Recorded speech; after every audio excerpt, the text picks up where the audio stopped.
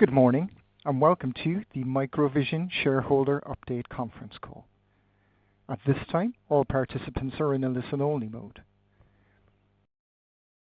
You can submit your questions within the meeting webcast by typing them into the Q&A button on the left side of your viewing screen. Type in your question and press Submit. Or you may ask a question on the phone lines. If you would like to ask a question on the phone line, please press star 0 on your telephone keypad. Please note, this event is being recorded. I would now like to turn the conference over to Drew Markham. Ma'am, please go ahead. Thank you, Ali. Good morning. We're glad that you've joined us for this shareholder update. On today's call, our CEO, Sumit Sharma, and CFO, Anubhav Verma, are pleased to answer your questions. Please keep in mind, however, that we plan to hold our regular quarterly earnings call in early November, so we will not provide any details about our third quarter 2024 financial results beyond the preliminary results that we publicly announced on Tuesday. Some of the information you'll hear in today's discussion will include forward-looking statements, including but not limited to statements regarding the expected benefits and implications of the recently announced convertible note financing, our cash position and financial condition, customer and partner engagement, market landscape, opportunity and program volume and timing, product development and performance, comparisons to our competitors, product sales and future demand, business and strategic opportunities, projections of future operations and financial results, availability of funds, as well as statements containing words like intend, believe, expect, plan, and other similar expressions. These statements are not guarantees of future performance. Actual results could differ materially from the future results implied or expressed in the forward-looking statements. We encourage you to review our SEC filings, including our most recently filed annual report on Form 10-K and quarterly reports on Form 10-Q. These filings describe risk factors that could cause our actual results to differ materially from those implied or expressed in our forward-looking statements. All forward-looking statements are made as of the date of this call, and except as required by law, we undertake no obligation to update this information. This conference call will be available for audio replay in the investor section of our website. Now, I'd like to turn the call over to our CEO, Sumit Sharma. Sumit? Good morning, everyone, and thank you, Drew. As Drew mentioned, we're excited to talk to you this morning and give you an update on this most recent transaction and give you a lot more color what this is about. We've had a lot of inbound questions from our investors and, of course, also analysts, and we felt it was most efficient to do it in a combined call. So I'd like us to focus our questions and discussion on this transaction and perhaps other previous earnings calls if there's anything lingering that people would like to ask, because we'd like to maintain our normal schedule of updating you at the next earnings call. So with that, I'd like to turn it over to Anubhav or to start the meeting.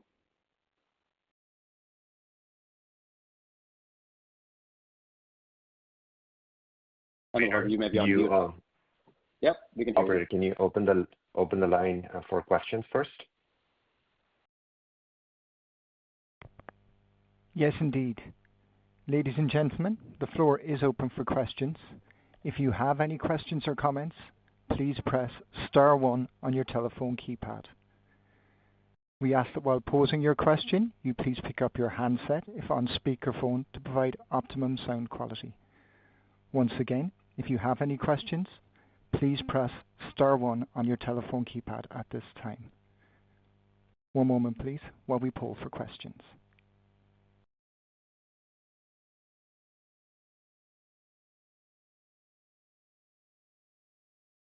Okay, thank you. We have a question from Ty Bordner. Your line is live. Okay, thank you. Thanks everybody, Sumit Sharma and Drew, for taking our questions. Appreciate that very much. Congratulations on the financing deal as well. I think I have 4 questions, so I'll try to be quick. Has the conversion price for the convertible note been determined and fixed? And if not, when do you expect that to happen? Thanks, Ty. This is Anubhav. Yes, so the conversion price as has been fixed at $1.56, which is 20% over the closing price of $1.33 as of Monday. There are some parts of the note, the initial payments, for which the conversion price will be set when the registration statement goes effective, in probably a few weeks.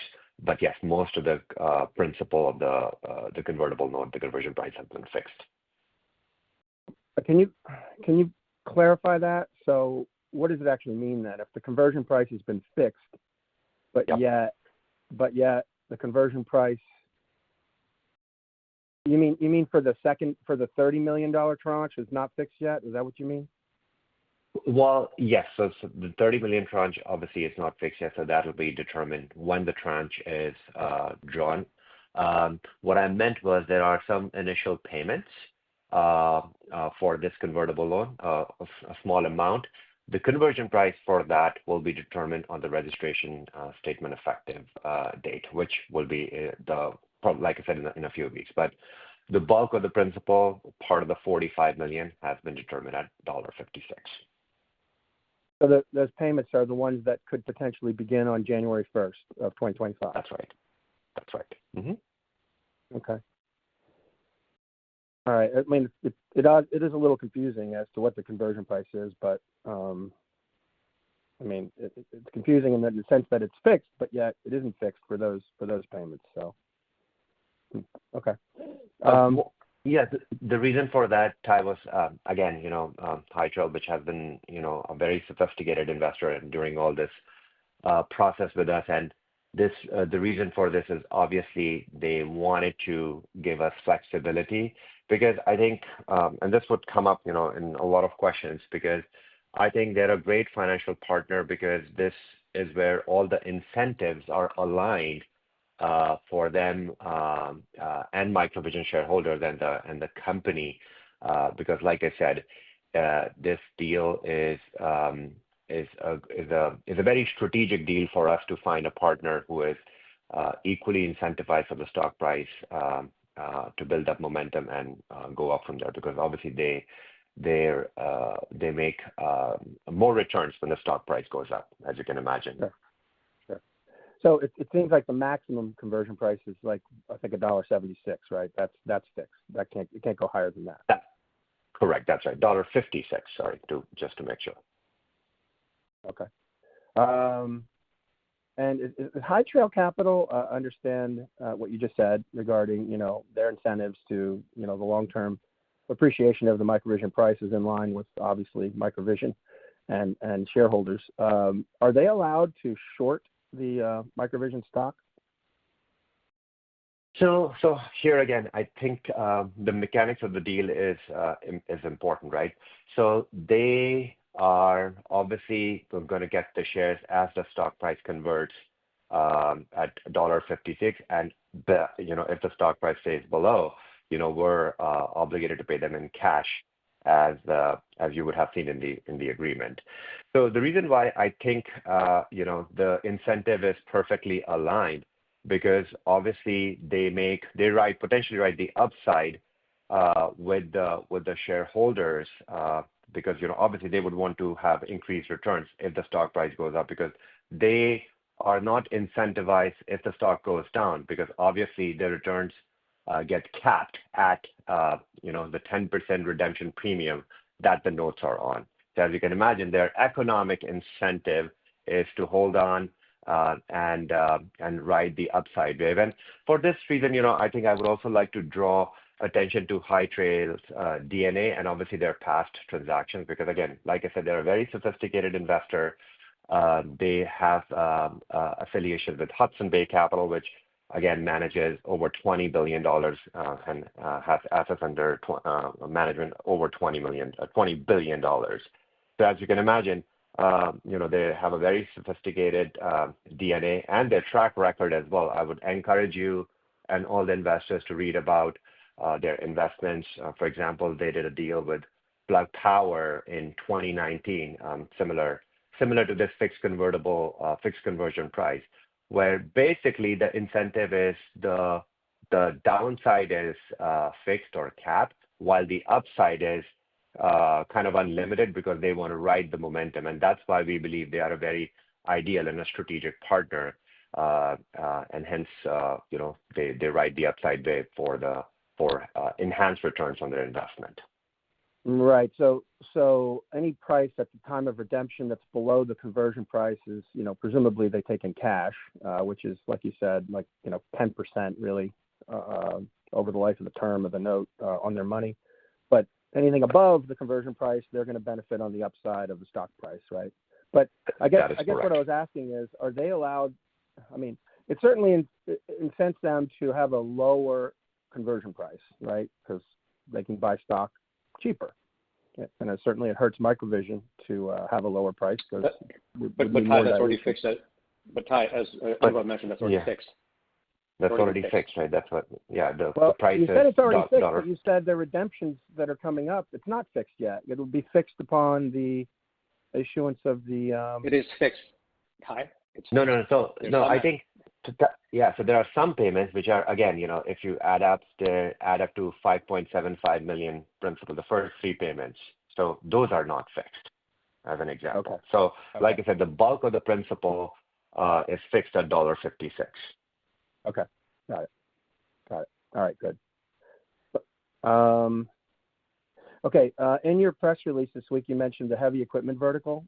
And I guess my question is, do you consider the forklift and the AGV businesses as part of that heavy equipment vertical? And can you provide an update on the? Yeah, among others, yes. Okay. I think we have to have a pipeline that's deeper, and there's multiple segments involved. So you look at these different segments of stuff that's ready right now, and projects that will be coming that we believe that can be converted in 2025. And having a strong balance sheet, as we discussed with those customers, this is the thing that I've been saying for a year. These customers that you go to, they need to have confidence that they give a big PO, you can convert it. So now when you look at industrial, it's better. Because unlike automotive, in automotive, there's 4 years of waiting and doing custom development for them, not getting paid before revenue starts. In this case, what we're looking at is a revenue start in next year. So that's why we're very, very focused on that. And it's big enough numbers. And as you can imagine, the trust that High Trail has put into us based on what we have shared with them. This was the best mechanism. So yeah, industrial space is where we're focused on for these next tranche of revenues. Okay. All right. Thanks.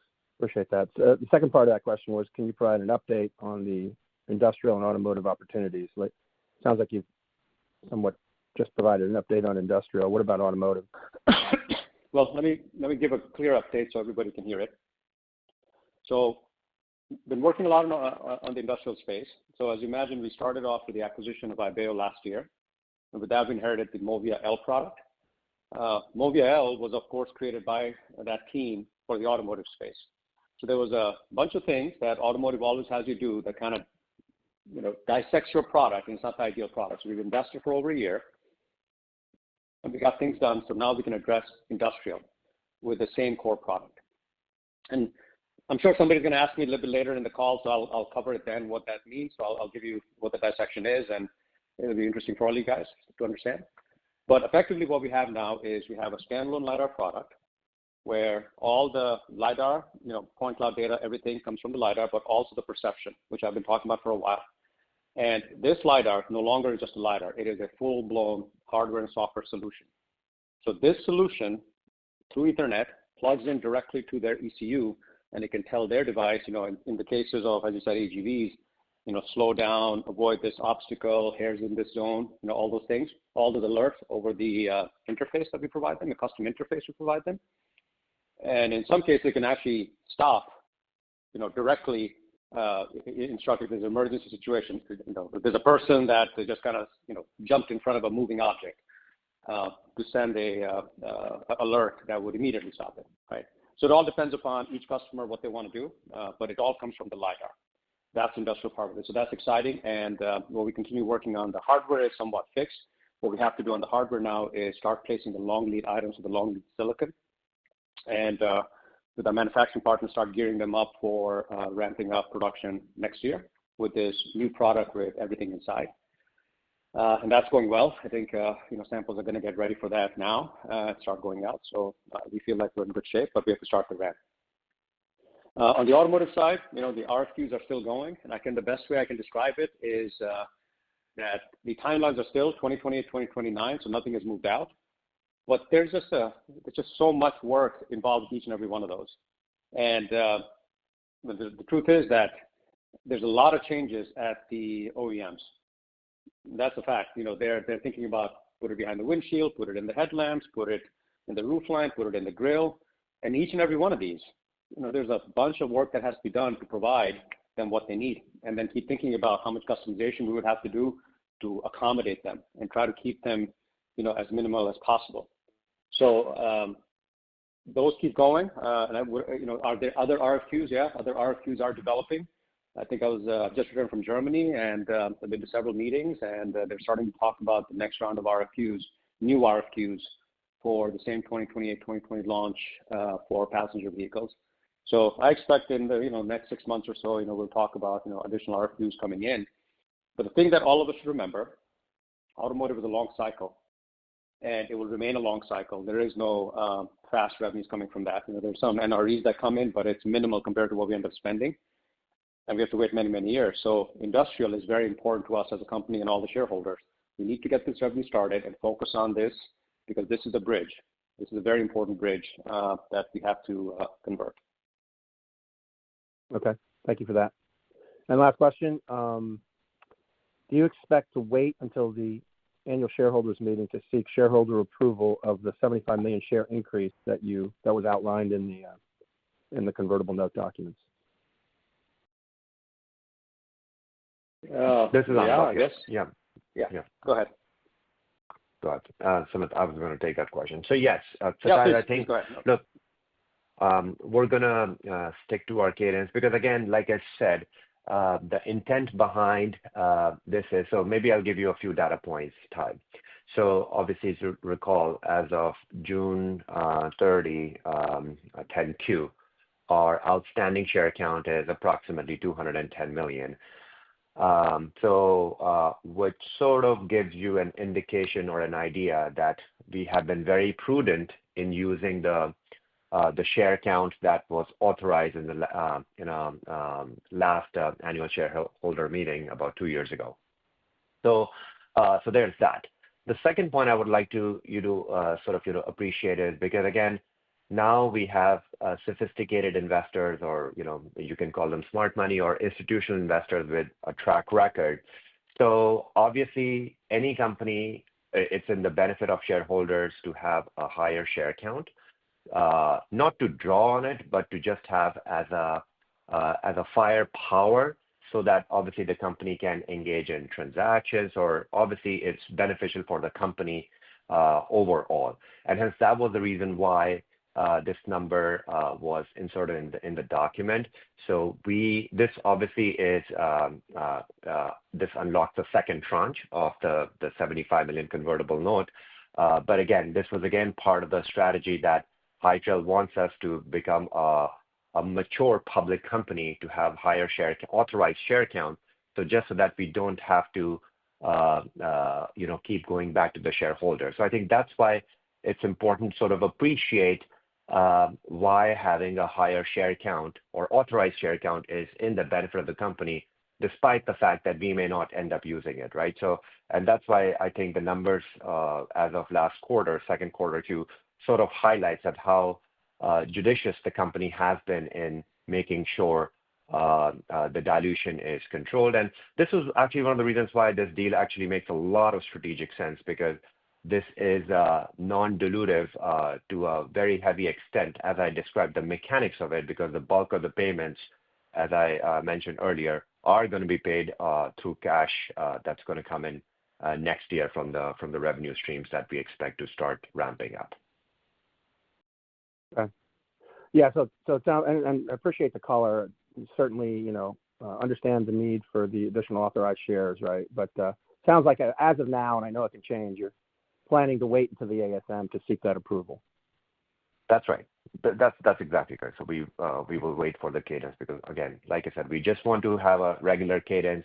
Again, a mature public company, And that's sort of why I was giving you the color that because that's what High Trail's trust in the company has been based on. And I'm going to talk about it in a few more questions that we have received along the way. Okay. All right. Thanks for answering my questions. I look forward to hearing from you guys in a few weeks. So thanks. Appreciate it. Thank you. Our next question is coming from Reed Keller. Reed Keller, your line is live.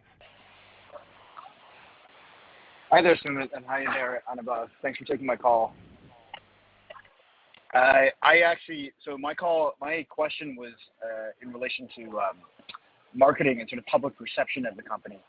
I had submitted that before. I hope that's okay. I know that's a slightly different topic. Go ahead, Reed. Great. Yeah, so one thing that I think some investors have noticed is that we tend to be somewhat sort of conspicuously omitted in some wrap-ups of the industry. You'll see, analysts talking about the LiDAR business, other companies that are doing things in the space. And I find, and I think other shareholders find that MicroVision isn't necessarily mentioned, especially given what we hear from management in relation to the product that we offer. So I guess I'm curious as to what degree is that intentional or I guess considered by management to not be a priority? Or is there something else going on behind the scenes that we don't see? And to what degree does that affect, negotiations when you're trying to close a deal with OEM? Can you be a little bit more specific about the question? I don't think I want to get it precisely right. I don't know how long you've known me. If you ask me a direct question, you're going to get a direct answer. So please, don't hold back. Go for it. Okay, great. Well, I guess the question is, when you look at MicroVision's reputation or public perception, are you happy with the level of awareness the company has, especially within the LiDAR space? Do you feel that there's room to grow in terms of how the company is seen, by maybe media outlets or industry analysts? I understand now. I think we try to balance out, with so much cash. If you think about all the cash we raised, I think the question keeps coming up, you guys raised so much cash, what's going on? Everything is public. We don't spend it on crazy things. We spend it on developing technology, developing partnership, and going after good deals. So there is some budget for marketing. There's certainly you can always spend more. And, different people will have different flair. And, you can spend more on marketing and create that flair. But if you don't have the business deals on the back end, it will not work. Let me just tell you why this industrial business we're about to get into, why is it very important for each and every one of you, of why it could be something really positive. I think everybody thinks about the word LiDAR as just a box, and the box does something, and so on and so forth, right? And everybody's kind of moved on. But really good products give you the opportunity to have high margin business, recurring business. And that's what you really want to create. So you don't want to have one and out. So as you think about it, the way we were actually going to create our reputation in industrial is not by coming up with big marketing. These are old companies. Some of them are 100 years old, right? And they look at you, they want to meet us. They want to come see our factories. They want to come see the company. They like the fact that we have such a long history being a public company. We don't spend crazy money because that's who they are, right? They don't want to see the flare, and the flare would not do much. It would not excite them to accelerate any of their decisions. They want to see prudence in spending money because that's what they do, right? So I get what you're saying, that as an investor, you'd like to see hey, create a splash so perhaps your stock price could be impacted by that. Great. But I think the bet that I always try to make, and Pablo and I, we always talk about this, is it really is about customers. Get revenue up and running, right? Spend the money there right now, and we'll have other opportunities that will be given to us. So can we do more marketing? Absolutely. Would our marketing team love that I would give them a much bigger budget annually? Absolutely. I'm pretty sure they will know how to spend it. But I think we're being much more strategic about how we spend the money right now while we're creating this bridge to the real bookend. The real promised land for all of us is when you start getting this automotive business, and not just get the automotive business, you're starting to recognize revenues from an automotive business, which is the bookend. And I think we're going to talk about, the bookend as in you think about some of the companies in China that are just selling LiDAR in China. They're public companies as well in the US. So you see their numbers, you can tell that, wow, once this thing gets going, it is huge. It accelerates pretty fast. So that book can we want to do, but right now where we are, I think the amount of marketing that we're doing, I think it's okay. I don't think it accelerates or decelerates our path. I think what accelerates our path is sitting with customers face to face, figuring out their problem and offering them a solution faster than anybody else. Does that answer your question? Yeah, definitely. I appreciate that. So, I mean, I guess just to follow up, you would feel then that there's a gap maybe between the company's awareness level within the industry and the maybe public perception of where MicroVision sits in the LiDAR race. I can pick up the phone and I can get a meeting with any automotive OEM in Germany, in the US. Our engineers can go there. We can create visits for them. Certainly, we have our great sales and BD team that have done a really great job and made the name MicroVision relevant in the industrial space where every key account that you can imagine, they know us. I'm going to be out on the road next week visiting customers here in the US. So I would not say that there's any impediment on awareness. There's always more you can do. And that's, if you're thinking about you're in the hunting mode for additional business for 2026, so you better get to know them right now. So you work on that, right? And you do some, campaigns and you try to figure out who those customers are and who the key decision makers are over there. And for that, you have to have the right BD folks that have already worked with those teams, perhaps. So it's in their Rolodex. So if you think about that industrial industry, right, it's more about who they know. They don't look at marketing that they saw on LinkedIn or, some big flare that you may do at like CES. That gets them there, but they don't really know how you would solve their problem. So it has to be more hands-on. So we spend our money, if you think about marketing, traditional marketing, think about we spend more money on BD with face-to-face visits, doing demos and doing custom development demos for them for their platform, multiple of them. That's, if you think about that's also marketing, right? But it's not your traditional marketing. It's for a customer, more of a bespoke service where I take their problem and instead of theoretically showing them how we'll fix it, we spend money with our engineers to take our device, work with them, and actually go do a demo on their device at no cost to them and show them how we solve their problem. So that's marketing also, and that's, I think, more meaningful marketing spend, in my opinion, at this moment. And Reed, if I can add one more thing, which I think you would appreciate, because yes, that's, I think, the public side of marketing, but I think MicroVision has really come a long way with awareness amongst the financial industry as well, because I think that's what matters, because if you think about it, this is a new chapter in the history of MicroVision where an institutional investor has come in with $75 million of capital commitment. And if you look around the competition, no other company has actually been able to achieve this with one investor coming in with this chunk of capital, having placed so much trust in the company.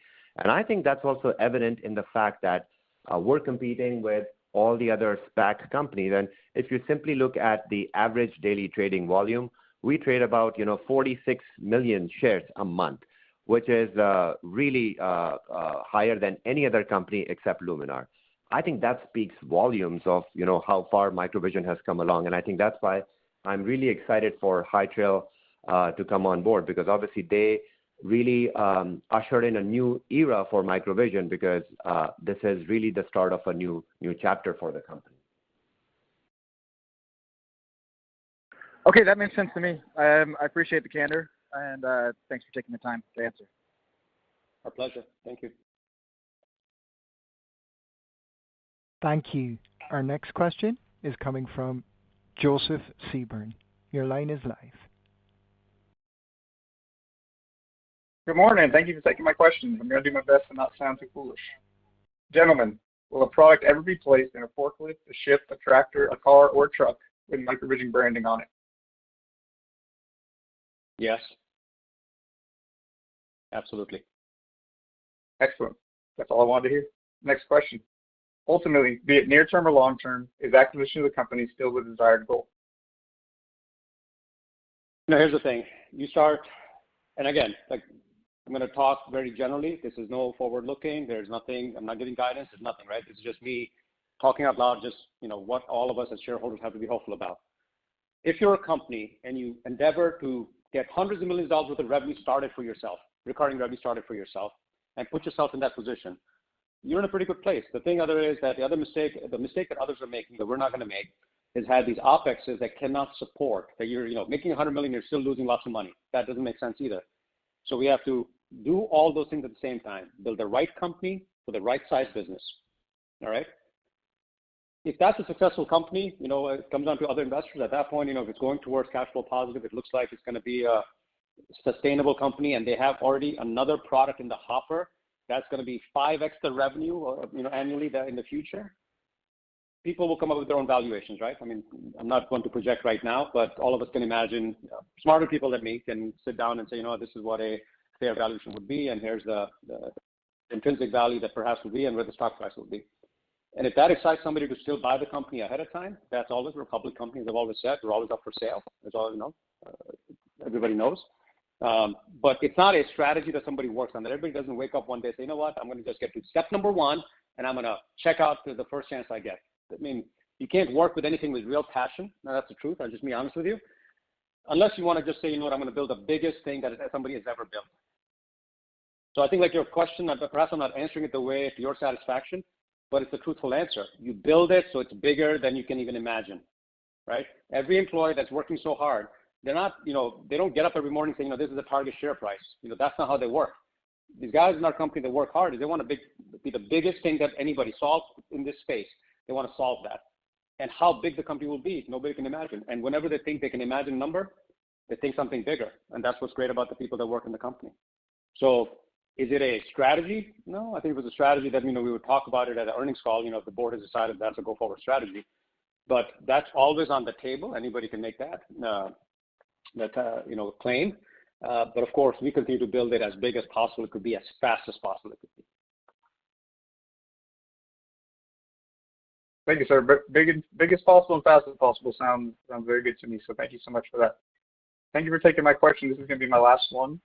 But as we are now well within previously stated timelines for revenue-producing deals, and with funding runway now secured, can we expect more exciting weeks like this one as we move to close out 2024? I think we're hyper-focused on what we've been hyper-focused on for years now is to get sustainable revenue started.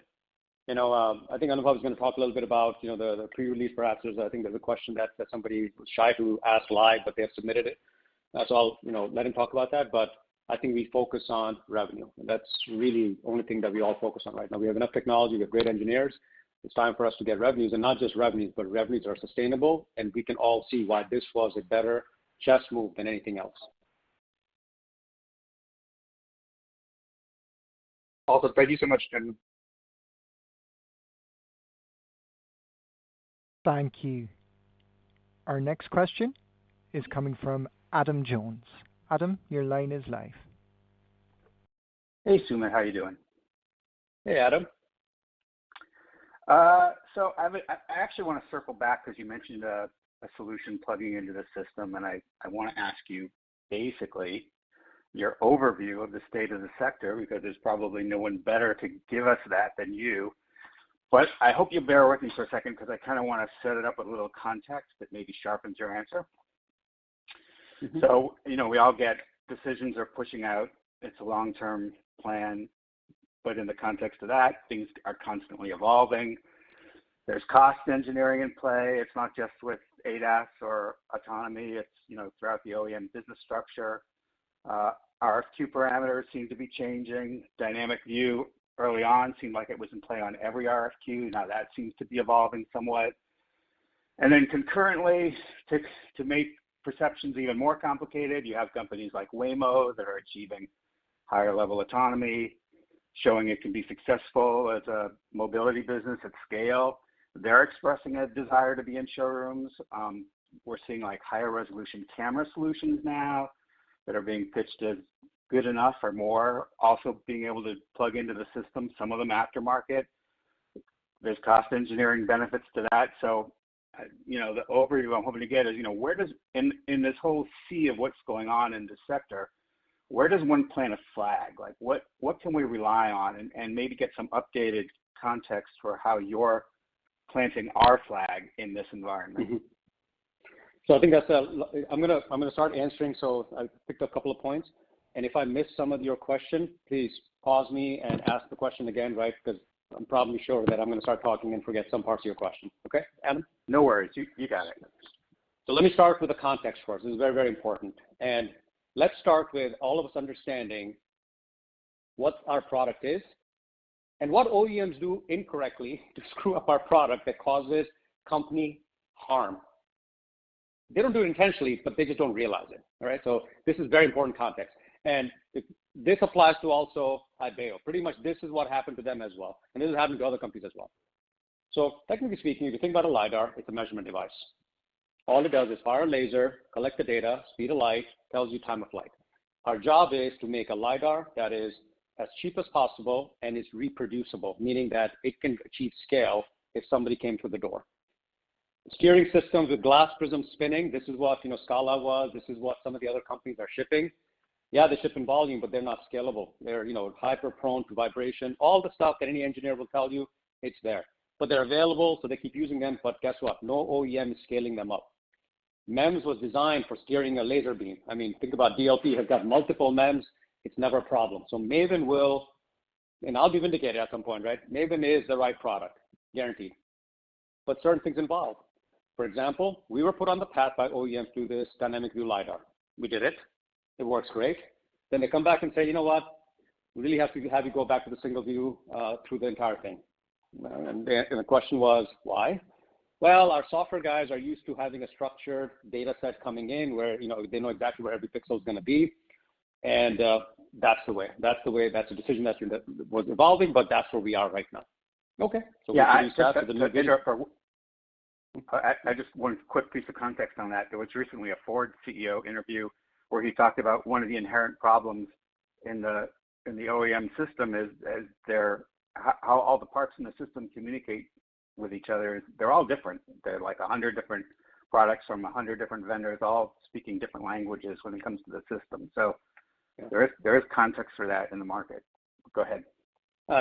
2 weeks ago, I was at an OEM meeting. This was the same gentleman who I met June 19, 2018, that set us on the path of the dynamic view LiDAR. All right. And I've never seen him as excited about our product. I've never seen any OEM, and this guy is pretty up there, excited about our LiDAR. So that makes me happy, right? Okay, we're there. But what got him excited was we finally delivered a single view LiDAR. And he saw things in there that he has not seen from anybody else, right? So I know you guys hear a lot from them, but I'm pretty genuine about that, right? I mean, I sat there and I've told a couple of employees, like, this is the guy that put us on the dynamic view LiDAR path. This is the guy, and he knows that that's the right thing. And we did it. And now he's admitting like, yeah, but our internal guys have said this is all they're going to do. So I'm so glad you guys have done this for us. So that's context, right? Because they make choices, they're customers. So you want to, give them something custom, whatever they need, right? So their needs are also evolving, for example. So this is very important context. The other important context people have to understand is if you just take the electronics of the LiDAR, you see these beautiful point clouds. There's a significant amount of software.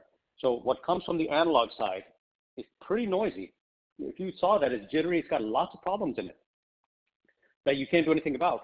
Then you have the software that looks at all the points live, streaming, and creates that beautiful image you see. And even then, in that image, we can always find some defects, and then we keep addressing that software to come up with this very beautiful point cloud that everybody wants to see, right? And think about that. We call it internally the sensor model, but it's a piece of software effectively. It's our firmware and our software combined that sits on top of that hardware that creates that beautiful LiDAR image. The next step in the stack is what's called, okay, now that you have a LiDAR, inside my sensor, what if I had this module called perception where I could do road boundary, road markings, clustering, and, object identification, all those kind of things. That's called perception now. So that's a higher level of software, but it still sits inside on top of the base software that I described called the sensor model. So you can take your own sensor model, plus given the fact that you can look deeper into the analog, into the noisy data, extract more information, and you could do something in perception that nobody else can. So you would give them not just a LiDAR, it's no longer a LiDAR, it's a LiDAR. We've got all this smart software that's in there. It's really a solution now because that hardware is already telling you what's happening in the scene. As it's sending you the point cloud, it's also telling you what's happening in the scene. And you don't have to have any kind of technical background. You can imagine for the past 15 years, we've all been, 15, 20 years, we've all been promised this thing called, it used to be called IoT, the smart sensor that were going to change the world. But nothing really came out of it. All that came out of it was some camera module technology, right? Which is pretty incredible. And the best interpretation of that is in your cell phone. Now here comes the LiDAR product that's going to start doing that level of capability at high velocities. That's the real product, okay? What did the OEMs do that kind of hindered this? They saw the fact that if I had the sensor model and if I had the perception software on top of my own hardware, I would become indispensable. So they almost encourage you to break apart that software and they want to put it different places. And they do that because this way they can ultimately control you on cost, because they can drive you down on cost. And the software is, well, they're not going to pay you the licenses what it costs for you to develop it. Because one company, and you guys can imagine who that company is, they put the entire solution together and they were very, very profitable. And they're saying never again. And as a company that spends hundreds of millions of dollars developing a product of investor money, and the only way you can get inside is by bifurcating your own solution so they can completely drive the price down. I mean, they're their own worst enemy, right? They're slowly driving the LiDAR companies into a bad place. So where do I plant our flag, Adam? I keep talking about this single LiDAR solution where we are going to make the product and we're going to put it inside. It's all our IP. It's the money no investor has given, my investors have given it to me. It's not been invested by industry. So we are going to take and make the product one big, holistic solution. And if OEMs in the automotive space are not allowing to get in there, industrial will, and we're going to start shipping solutions in there. You ship hundreds of thousands of units into the industrial space. That's who you are, and that's the solution everybody's going to look for. So you talk about marketing, that's the best way to market yourself. You have to completely change the perception of people of what the right product is. And anybody that's in this space, if you want to win, you want to do this, because those are all things you took investor money to develop. You have to come with a solution, and it is actually better, cheaper for your customers. And the industrial guys, they appreciate that because they don't have the massive teams, the massive budgets to pay NREs or discuss with us, because they don't have the massive volumes. They don't have volumes, annual volumes of like hundreds of thousands of units. They recognize that. So they're happy to take our solution the way we give it. But once we get established and you think about what I call the bridge, and you've shipped, a significant number of units, you kind of establish what the right product would have to be. And are you ever going to be in equal footing with OEMs? No. But what I can tell you is in the last 6 months and from the meetings that they are starting to change, where they start realizing that, hey, people are going to have their own solution. And that's what's called the white box solution, where you have your own solution, but they want access to certain parts in there that can enable them to come up with something custom for them, but allows you to come up with your own holistic solution. I know that's a long answer, but did that cover everything? No, but just to circle it back to the business, I guess what I'm asking is, so obviously you've altered, the way you approach business with OEMs such that you could make these kind of breakthroughs. And I guess, where does that stand? I get that, things are pushing out, things are changing, but, from a business perspective, where's the breakthrough? Where's the breakthrough coming? How do you see that? I think the breakthrough is going to come with the industrial business when it's up and running. They see the solution, what they call active emergency braking, active emergency steering, other features. In industry are going to be the same features, but just with a different spin. And they will see that they're getting deployed. And they're getting deployed in places that, they may be lower velocities than 130 kilometers an hour. But, people do get hurt. And, we will establish ourselves as, we'll have a safety sensor. We will have our, safety solution that customers are fielding. I mean, that's where the tide will turn. But I can tell you that independent of that evidence, it is starting to turn. They're starting to realize that they cannot bifurcate everybody else's product, because once it's bifurcated, their software teams cannot incorporate them into one lump and deliver a product. That's the other thing, right? Their teams are great, but they have, as you said, there's so many different interfaces in a vehicle. It takes a lot of people. So they actually want, a LiDAR companies to start going to more of a solutions company and providing a full-blown solution, but not a solution where their sensor model or the perception software has to run on a NVIDIA or, somebody else's ECU, that it really runs on an ARM core processor on traditional algorithms inside the LiDAR. So the solution is coming from the piece of hardware they're going to buy. It's starting to happen already, but again, so I think by the time the 2028, 2029 launches will happen, this will be the state of the LiDAR products you'll see. And there'll be the companies that survive, the companies that will be the strongest. This is the solution they're going to ship. I'm convinced of that. So they're going to see it practically in use industrially, and obviously probably still be in some of the same positions they're in now, where their own teams aren't quite getting there. So hopefully that pushes us over the top. Is that kind of what I'm hearing? That's right. You got to get industrial going, because if that's how I'm running the business, I have an OpEx, I'm successful, right? Then they're saying, okay, you know what? I want you to break your software apart and give it to this. They're like, great, we'll do that. you're going to give me an RE because you're breaking my business model. See, right now, none of the LiDAR companies have demonstrated a business model because all of us try to do is to make them happy, and we're willing to bifurcate anything for them, right? And we take on, tons of engineers working on it, delivering, no revenue comes in, they slide out, they owe nothing, they take no risk, right? But if I have a business model that works in an industry and I got revenues, right, and I'm running sustainably, I'm able to definitely give them the technology, they'll see that. But if they want it a different way, a white box solution, then of course it's going to be expected to pay. So again, it's not so simple that, we're sitting on a high hill there, Adam, that we can just say, well, take it or leave it, right? We're always going to work with them, always. But at some point, we have to start funding the level of development they ask. Yeah, and in some ways, it's a similar solution, so it all makes sense that it would be a natural path to scale. I just want to circle back to Waymo for a second, who's suddenly become a lot more visible in what they're doing. They're in an extreme cost engineering mode with trying to get their costs down, including LiDAR. Are you seeing them as possible customers at this point? Some of these burgeoning mobility companies? I think those are going to be there, but I think their timelines are further out. It's just like the OEMs are towards the end of the decade. So like anything else, we have solutions, we promote them, we engage with them. I think, when you talk about those kind of companies, right, the software that they're at, they are way beyond perception. They have great software engineers. And, so the perception we provide, right, that's part of their stack. They're just looking for a LiDAR up to the sensor model standpoint that does significantly more, right? So the architecture of those vehicles is significantly, for level 4 and higher, significantly different than the architecture for level 3 and lower ADAS features that the traditional OEMs are working on. But yeah, I think, do I see them as customers? Absolutely, but they are much higher horizon companies. Yeah, you just answered another one of my questions because I was wondering whether what they're doing is being reverse engineered down to level 2, 3, but evidently you're saying it's not. No. No. But it'll be two different islands, always two different islands. Since they are essentially would be a hardware only customer, is that business we are pursuing now? Are we trying to make inroads there now? No, I think we always make inroads, right? But like my job is to try to make inroads anywhere possible.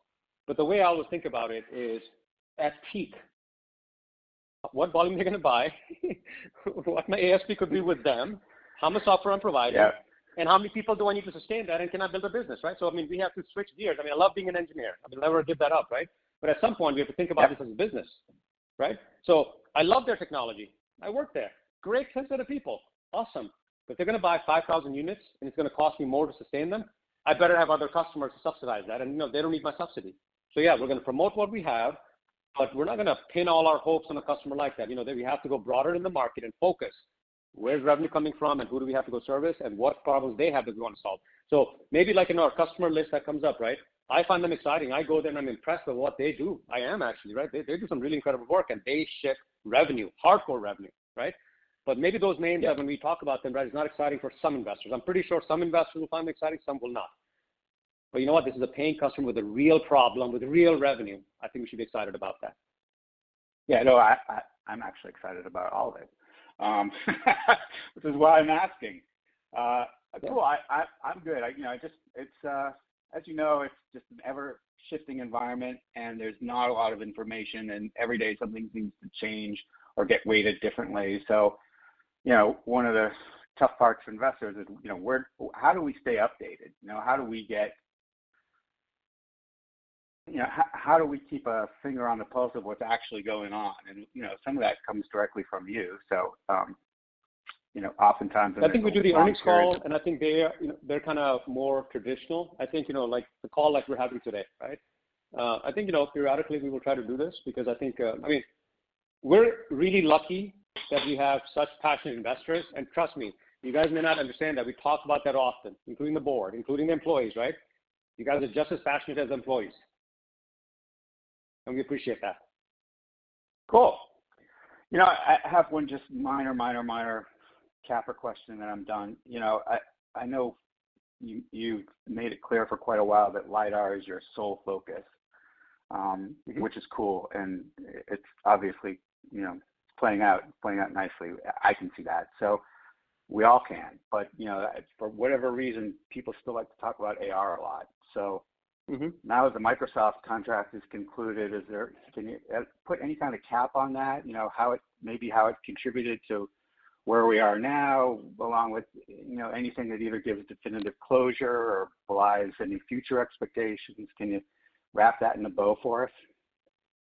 I think if you were to take a scorecard, that contract was good for us in the sense that we were compelled to create things that we had never attempted before, and we had a partner that had a contract to go for. So there was a real reason to motivate ourselves to do that. There's things that we learned while we did that was not relevant to them that has enabled for us to create the LiDAR. While we were creating things stuff, I just came along, hey, if we do this, we could probably make LiDARs as well, right? So it was definitely, in that sense, it was good. Where we are today, if you're excited about it, I'm excited about where we are right now. It was part of our journey. So in that sense, that was good. Now, what do I think about the AR space? I have spent quite a lot of time in the AR space. Some of you know this. And I'm passionate about it. But you know what? The AR space is going through a transformation. And the transformation is, can somebody actually adopt something? So yeah, a very powerful OEM launches a product with micro LEDs, and I got some questions from a few people about that. Like, okay, that's at a resolution that's much lower, at a field of view that's this, but they're exploring their space. They're creating software. They're going to come up with a better product. This is great, right? But ultimately, it is, again, a R&D expense that a very powerful, very rich company is taking on. This is not mass adoption yet. And at the end of the day, MicroVision technology, what are we good at? We're very, very good at, in a small form factor, in a very cheap format, steering a laser or a group of lasers very, very precisely. That will never go away. That's always going to be part of our core. So if a market ever comes up for that, yeah, of course we'd enter it. But even now, unless you're super rich and you're willing to put billions of dollars, tens of billions of dollars behind some initiative, it is not a mass market product yet. So wait on the side, and I can't wait for this market for the next 3 or 4 years to develop. We have ahead of us LiDAR. Let's focus on that. Let's get revenue going. Let's establish us as a company. We can always resurrect this stuff, but the market is just not ready yet. And I can tell you, I read the product. I have a few friends that work there and work in a different company. I talked to them. We talked about the product just to catch up on it, right? And, I still made the point. I wear glasses. The number one thing, if something's 100 grams, somebody that wears glasses, the people on this call that wear glasses know what I'm talking about. You want to put something worth, that weighs 100 grams on your face, on your ears, and on your nose temple? I have to wear glasses all day. Without that, I can't work. People that wear glasses will tell you, and about half the world wears glasses. So you still have a long way to go before that technology becomes something that's usable. And maybe there's a use case where, like the device that Microsoft had created, maybe that's the right use case, that's the right form factor, right? So there's so many variables that have to be worked out, so many different variables on the waveguide that have to be worked out before it comes to the display technology. And when that's ready, we have already demonstrated that we can deliver. 2017 to 2019. Well, Microsoft has announced they're discontinuing HoloLens too. Right, but the point was we did it, right? So if in the future somebody says, right, hey, I really want to try this technology, I'll say, oh, wait a minute, those guys did it. Let's go back to them because they did work with them and did that, right? So that's the way to think it, right? We still got the better of it. We limited our exposure. We did not, keep with it, hoping that more money comes from it because no big revenue actually came from it for anybody. So there is no more revenue coming from that, whole section of MicroVision's history. That's over, and now we're on to other things and perhaps some future stuff, but that's basically come to a close, yes? That is correct, yes, Adam. Super, yeah, and I have a Vision Pro. I can't wear it for more than 20 minutes, so I get it. Yeah. All right, Sumit, thank you very much. Great talking to you, Adam. Thank you. Yeah, same here. Thank you. I will now turn the call over to Anubhav Verma to read questions submitted from the webcast. Sir? Thank you. All right, so we have a long list of questions that have been submitted by investors who didn't feel comfortable asking live. So we will read it on their behalf and answer the questions. So we also got a few questions right this morning, so we're trying to answer as many questions as possible. So let's start with question number 1. Management needs to give investors a good overview of what lies ahead, including Q4. because they just reaffirmed the financial guidance for the year 2024 of $8 to $10 million. That would mean the Q4 revenue would have to be in the range of $5 to $7 million. Please give us a breakdown of how they expect to arrive at that number. Anubhav, why don't you take this one? Yeah. So let me take this question. So look, I think obviously Q3 was a little lighter than our expectations, but it was primarily because our customer, which we already have a purchase order with, decided to just shift the order from Q3 to Q4. So the order came to us in October instead of September. So that was just timing from a revenue recognition standpoint. What I want everybody to understand, the nature of the business and the nature of the revenue that can be accounted from a US GAAP ASC 606 perspective as well.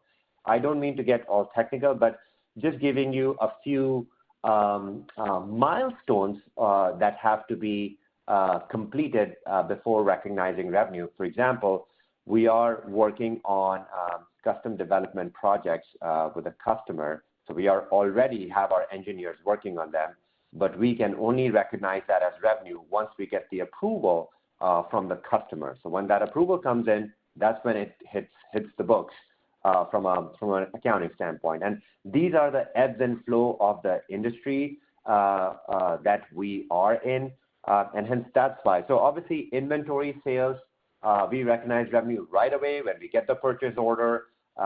So that's a bit easier, but there are some contracts that we have specific NREs for. We are waiting for the customer approval, and once that comes in, that gets recognized as revenue. So obviously that's what led to the shifting of the revenue from the third to the fourth quarter.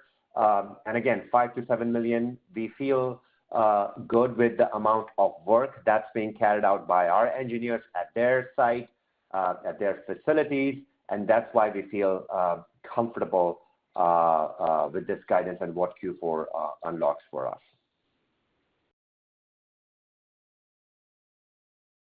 All right, next question. I think I speak for many in that we want to believe in management, technology, but it's getting harder and harder. How do you keep investors motivated who become wary?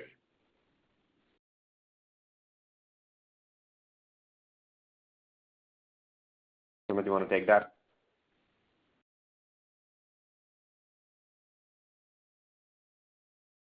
Sorry about that. I was on mute.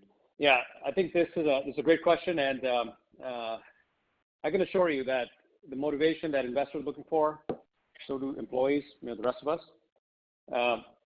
It's we're aligned there. I think for us at this point, why make this bet? Continue making this bet with MicroVision? Why taking your time and your capital and investing with our company? I think it really comes down to where we are in our journey. It's really about revenue. We're finally at the point where I can say, revenues are going to start recognized and start going. And, we've come up with a strategy that allows us to bridge the gap to something bigger. But there has to be a bigger play, right? Because revenues will come in and, there'll be ebbs and flows to that, just like I've described. But what's the longer view of why this company is more valuable, where, our attention should remain? And I can just, based on customer problems that we see and the bigger ones that can be solved, what I see ourselves in as a company is we're in this place where a solution can be provided in a very easy way to them, and you can start scaling your revenue faster than others in the market, not just LiDAR solutions, others in the market. Companies that make camera module-based technologies in industrial as well, they kind of are capped out, and they're all looking. So, some of the potential customers that we always talk to are traditional companies that shipped and made money on camera module, and they're looking to acquire a LiDAR from somebody, put their software on top of it, and start selling it as their product. So kind of like a white label project, okay? So that kind of tells you that there's a huge opportunity there, because industrial sounds kind of unsexy, but there is, trillions of dollars that flow through these businesses, and there's automation, there is significant amount. Most of the people that work in the world are working in industrial, delivering goods and services to the masses. So there's a big opportunity there. So I think that, why is it becoming harder and harder? Well, it's harder and harder because everybody kind of focuses on automotive OEM and that win. If that win happens, then I'm worth something. And what I'm saying to all of us, and I say this to employees and I say it to myself also, right? Our worth is more than that. We are going to win automotive OEM business. We absolutely are. But if you win something and it's got a 4 to 5 year wait period before revenue, just think from your standpoint, right? You will get exhausted of that. Then why can't you go faster? Why aren't OEMs going faster? They're customers. They take their time, whatever their project schedules are. You can't make them go faster, and they're not funding you.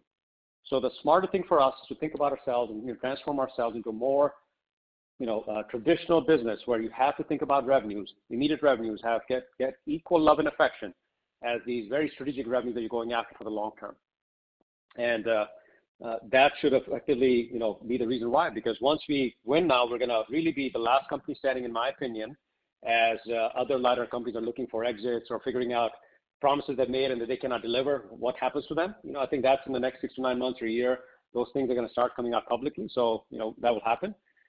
And if we are left standing as a stronger company with the revenues and with the strength of our balance sheet, and we still have the better product and a better business strategy to take the long-term view, what the valuation would be, for you, it's valuation. For employees, it's just the benefit of saying that they delivered something that solves big problems much faster. So, and that's what motivates us. That's what we believe. It's a very worthwhile place for us to continue putting all our love and passion. And I hope that excites most of the investors as well to remain with us in the company.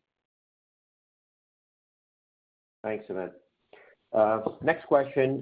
Will management look to extend the PRSU timelines as the current share price and target numbers seem largely unattainable?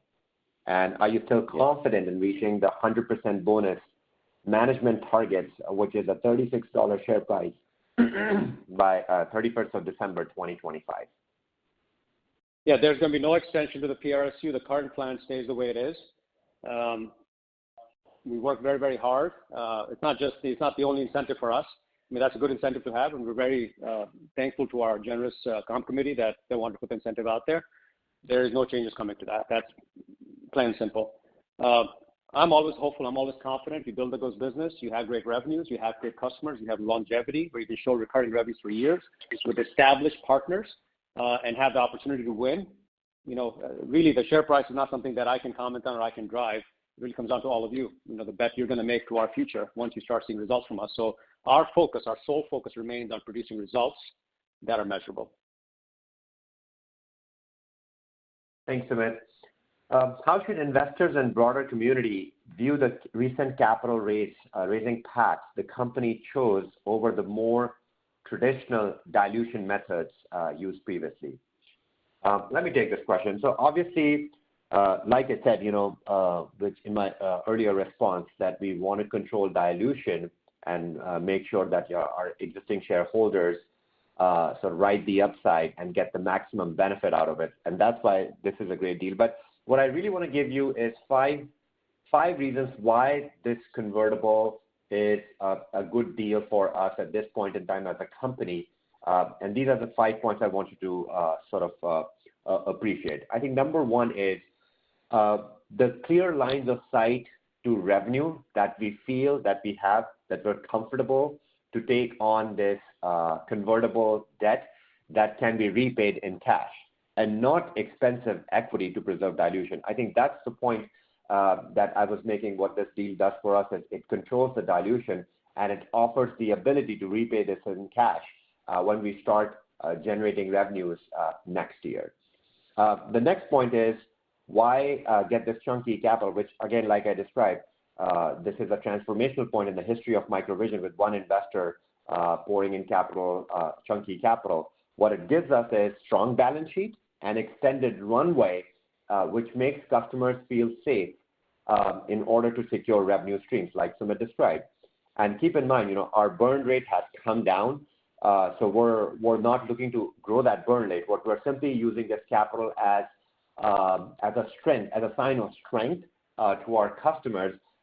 Really, the use of proceeds are perhaps going to be to procure some long lead silicon items as the revenue ramps up next year. So that's what we're going to spend the proceeds on. But again, the bulk of the the cash burn will remain the same, and which has come down significantly, as you guys are aware, in the third quarter. There has been a sequential decline in the cash burns.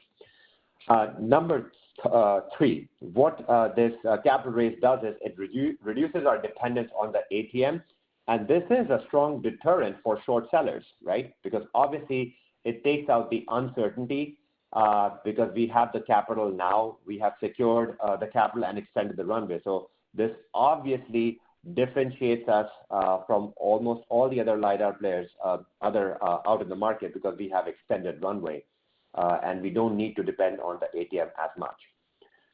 Number four, like I described earlier, there's a clear alignment for both High Trail and MicroVision because they want us to perform. They want the stock price to appreciate because obviously they make enhanced returns on top of their guaranteed returns. And that's why having a sophisticated investor in the capital structure is really strategic and beneficial for us. And I think the last point, which I think is the most important point, is because the state of the LiDAR industry is to achieve cash flow break-even, you have to enable faster revenue growth to bridge the gap. And that's what our strategy, as Sumit described, is to secure revenues from the industrial stream while still shooting for the big automotive dream because that's where you get the volumes. That's where you get the hundreds of millions of dollars of backlog that we expect from the automotive customers to come. But until that, it's very important to achieve that accelerated revenue growth in the industrial segment. And maybe this is a good time to sort of give you an idea of sort of what obviously was part of this process as well, which came to light. Because if you think about it, our cash burn right now is about what I've guided to is about 55 to 60 million a year, and Luminar and all others have cash burn significantly higher. If I were to simply assume that any company needs to generate 30% gross profit to achieve cash flow break even, that sort of gives you an idea of the top line each LiDAR company right now has to get. And we are at the bottom of the stack. What that means is we really have to get to only 180 to 200 million of revenue top line to get to cash flow break even, while others have to get to significantly higher levels of revenue. And hence, that's why to build a successful business, you have to accelerate revenue and chart your own trajectory and be the master of your own destiny, even if the automotive revenues are taking longer to ramp up, is the strategy that will be the winning strategy for this sector. Next question. With this new capital raise, do we have enough financial stability runway to quell any concerns from the automotive companies that we are in RFQs for? Does MicroVision now satisfy the operating runway requirement for automotive OEMs so they can partner with MicroVision and award a high volume RFQ? I'll take this one. I'll start with this one, and perhaps you can add some color because you're also involved in some of these discussions. So let me give a little context. Recently, I was having a very casual discussion with a senior member at an OEM, and this was after our meeting. We're just chatting, and he's talking about LiDAR trajectory, LiDAR costs, how China plays into it, and we were having a very good conversation. And he said something very interesting. He's like, yeah, you guys do a great job. You get to this point, but our real problem is that we need all this middleware, all these interfaces, right? And you have no idea how much interfaces you have to do, software interface you have to do to talk to a car. Your LiDAR doesn't go in. There's a bunch of software that has to be done just to make that car talk to your LiDAR, accept the data, even before we do our perception or our software. I was like, yeah, that's great. And I, of course, was prepared for this, and I said to them, well, but here's our strategy how we can do that for you. I'm not going to create it, even though we know how to create interfaces. I can actually go work with this company that has actually delivered that to you in the past, and I can actually contract them, and I can give you the middleware. And he was kind of surprised that I mentioned a name that he would be familiar with, right? But again, you have to prepare for these meetings. So I was very prepared. Then he said, no, we don't like that. We really like the tier ones, right? The tier ones do a great job and they deliver. And I'm like, okay, well, we have this other tier one that I've talked to.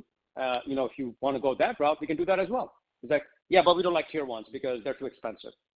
So I want to just illustrate a point to you. Like you guys keep asking, why does it take so long? This is a great example. even though we were completely prepared to answer the questions they have, any answer I give, the guy, this one individual is just not ready to make a decision. Because what his preference would be that you give it to them for free and see if they can make something out of it, right? And then they'll, give you a couple of, pieces of bread if you can survive.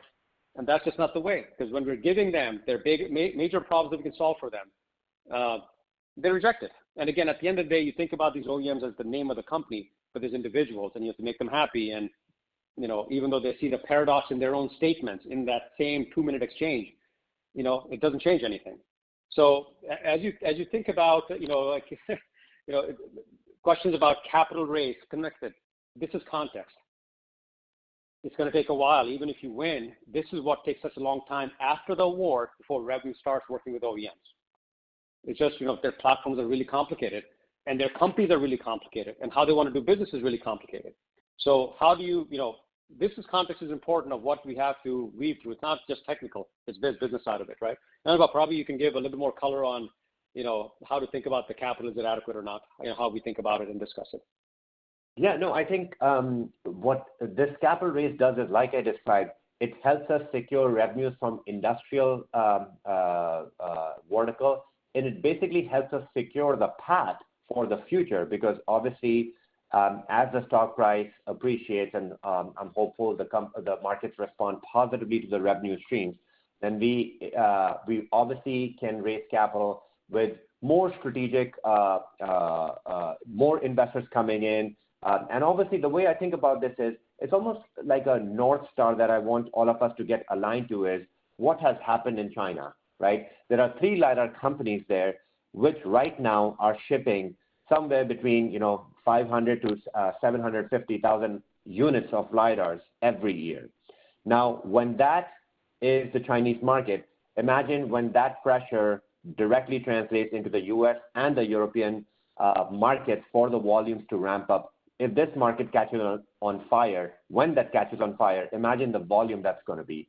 And I think that's sort of what the prize is, to be focused on the automotive while securing your path through the industrial, because that de-risks the company. Then obviously the company doesn't need as much capital because we are self-sustaining because of the additional revenue streams, not just entirely dependent on the auto. So really the game is to secure these industrial revenue streams while anybody else who's focused on solely auto for now will fade out and drop out of the map, and then you are there as the only company standing to capture that sea of demand from these automotive out here in the US.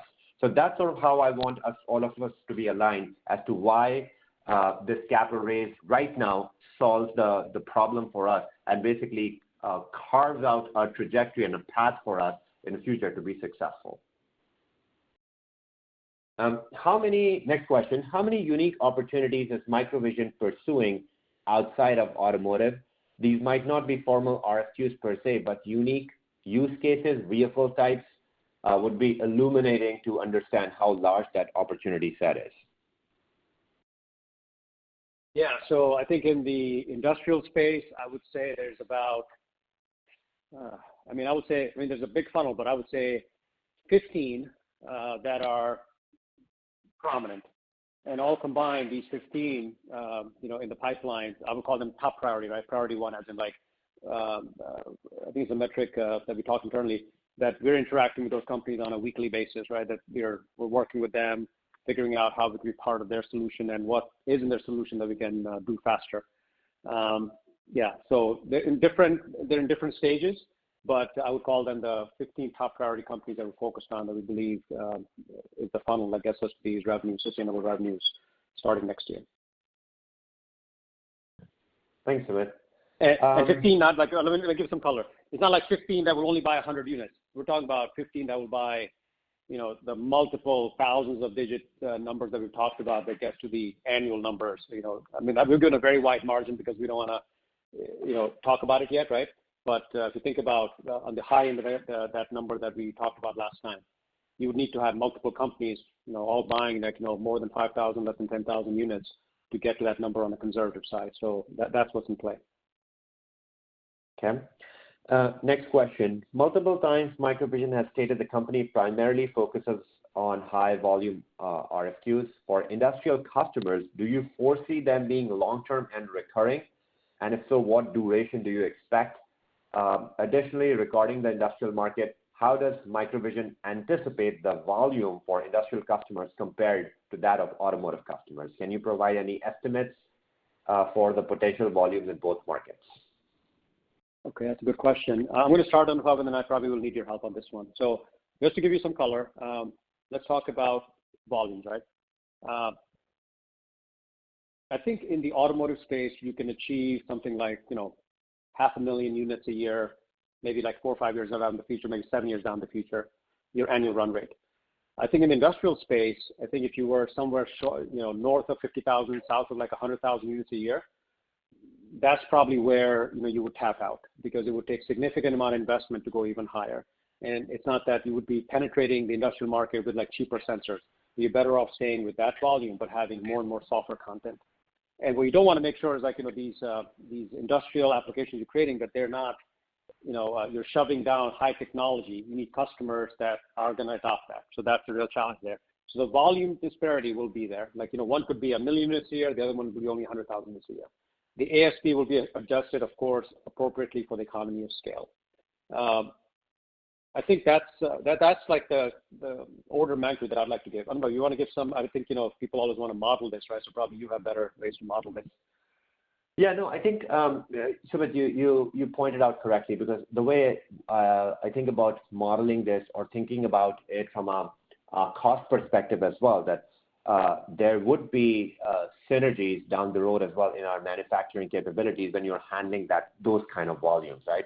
So obviously, the volumes that Sumit is describing for the industrial space are, I think one thing is for sure, maybe industrial volumes will always be lower than automotive volumes, just given the scale when the automotive business matures, right? And I think I gave you the bookends, what the Chinese LiDAR companies are already able to do.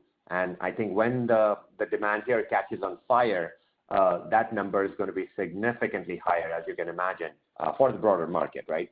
So that's sort of how, at least I feel that it's going to start ramping up from about 25 to 30,000 units a year for the industrial, and gradually build up. But it's never going to achieve the number that Sumit described, which again could be 750,000 to 1 million units per year for the automotive business. Next, does management still see MicroVision as a front runner in the current automotive RFQs they are actively engaged in? Yeah, actually I do. I think so I'm going to talk about both MOVIA and MAVIN. I think this is a question that I was asked recently by an employee. And the MOVIA I'm talking about is MOVIA S. MOVIA L is, of course, focused on industrial. If you think about it, MOVIA S and MOVIA MAVIN do not overlap. What one does, the other one does not, so they complement each other. The MOVIA S product, it's a miniaturized version of the existing MOVIA L, will have significantly high resolution, bigger fields of view, up to 180-degree field of view, and while it's getting integrated into the car, the lenses that stick out, they look like camera modules. So the integration into a car's body is much more seamless, right? So that's the real benefit. What you sacrifice there is range. It's probably going to have like we're not putting numbers out, but just imagine like 10 meters or less, something like that. Okay. So it creates a cocoon around the car, and it's really for some very specific ADAS applications. Someday, it will be in the car in very, very high volume, because every car will need 4. So you can really create a cocoon around the car. MAVIN, on the other hand, forward-looking, either behind the windshield or in the grille, or a couple of them in the headlamps or in the roof, right? Whatever they want to integrate, it'll be one per car, and it's really for the long range. And it's got, quite a lot of points per second. It's got full coverage on the road for long distances of places. Small object detection is a big thing, so you can see pieces of tire on the road hundreds of meters out. Those kind of things, that'll be very, very important. So I think from that vantage point, right, these two products, they don't really overlap. Okay. Do I see an advantage in the RFQs we're in? Yeah, absolutely. And the big advantage we have right now is the quality of the point cloud that we're providing, right? There's always places that we have to improve. But once it gets to that level, that we are at a great place competitively from the data input they would get into their vehicle to do their software. But the smaller form factor, the power, and these are all the things that we're optimizing. Of course, the form factor is already the smallest they're going to be, and it's easier for them to integrate. So I see a strategic advantage, right, that you can provide something in a smaller form factor. The real advantage that we will have long term is if you were to get enough scale, enough business from multiple OEM to start getting to like 500,000 units per year, for example, or more. I think it's about 750,000 per year. There is nothing cheaper for a steering system than a 200 millimeter wafer of MEMS. I don't care what anybody says. Them polishing a piece of prism in China, putting it on a motor, spinning it really hard, bouncing the lasers off there, it will never, ever, ever scale cheaper than a MEMS. So we will always have a cost advantage. So as you go into a market where cost is always the ultimate reason why they're going to pick you, and you can demonstrate sustainable cost, of course we have a huge advantage. We have the greatest technology, great form factor, and we can demonstrate cost. The problem is, do they have enough volume to get to those economy of scales, right? And their supply chain team can do exactly what our supply chain does, which is they can say, 200 millimeter wafer cost is this, their MEMS module is this cost, the plastic optics is this much, their electronics is this much. They can price it out themselves also. And then the software part is, of course, where the variable is of how good our software is and, what the premium we can charge on it.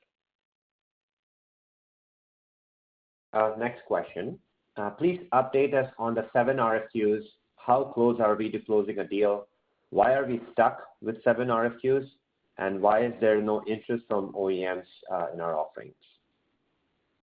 I think the number 7 has been stagnant for a while, but I think this is just the OEMs, right? They're all going through their internal processes of realigning their strategies for their vehicle platforms for the next few years. So I'll give you a great example. I think about a year ago, we were always talking about 9 RFQs. And then, at the earnings call last year, I could recall telling you that one of the OEMs had actually dropped out. And the reason they gave us was that they were realigning the internal strategy. They had invested very heavily in a strategy that was based on EV. And they were bringing back, some of that volume back to the ICE engines. And this is their model level issue. This was nothing to do with us. And that was the first canary in the coal mine, I recall, saying that, that's really interesting because if they're changing strategy, this is going to have a cascading effect on all OEMs. And that's exactly what happened this year. So as you notice, right, nobody's talking about multiple RFQs. I think people hint at it. The discussions we've had is, can you do some custom development for us in preparation for RFQ next year? And we're engaging that. So we have talked about 7 RFQs, that's true, and additional custom developments as a precursor to RFQ next year. So yeah, I mean, technically speaking, we're still in 7 RFQs, but there are other discussions with them that are in preparation for RFQs next year that they would like us to work on. So again, it's not us, it's the OEMs. It's like the global OEMs are realigning their strategy for 2028, 2029. Next question is, management talked about SICK AG on the last call, and they are listed as a distributor on the MicroVision website. Will the company partner with SICK on any of the potential upcoming industrial deals? No. SICK AG is something that a partnership that IBEO had. We took it over. It's a distribution channel, I think, in Japan, if I recall correctly, and there might be some other regions. But what we're doing here is, we are going to launch this product directly out to the market. This is our product, and I think the earlier question about marketing. This is more about product marketing. We're focusing directly with the customers as part of our direct sales strategy, go-to-market strategy. We're just deploying on that. It's got nothing to do with our partnership with SICK. We've not recognized how much revenue working with them or IBEO has anyway, so we're going to focus our own path of becoming successful. Okay. Next questions. Are strategic investments by OEMs a part of the conversation? I think they always are. I think, you don't walk in looking for money. I think you walk in showing them that you have a solution that can solve the problem at certain scale. Then, of course, we try to give them the opportunity to some custom thing that they want. They give them a differentiated product. And if then we are very crucial to their future, which I expect that, if we were able to deliver a system to them or a solution to them would become, I think those things, come back on the table. But, we all have to be sort of cautious that if you go in the door with that, kind of like spook everybody, right?